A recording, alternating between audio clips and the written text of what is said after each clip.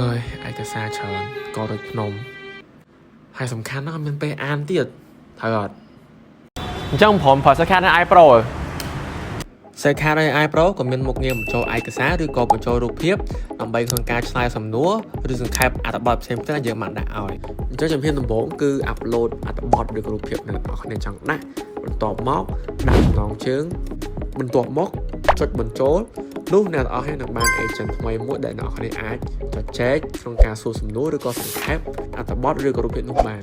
អញ្ចឹងក្នុងករណីនេះខ្ញុំចង់ឲ្យ AI សង្ខេបអត្ថបទខ្ញុំបានបន្តឲ្យដូច្នេះគ្រាន់តែវាចូលចុចបញ្ជូនបន្ទាប់មកចាំបន្តិចវានឹង load មកតែស្រេចអញ្ចឹងសម្រាប់អត្ថបទឬក៏ file ដែលវិញអ្នកនរគ្នាខ្ជិលអានអ្នកនរគ្នាអាចប្រើប្រាស់ Shortcut AI Pro របស់យើងបាន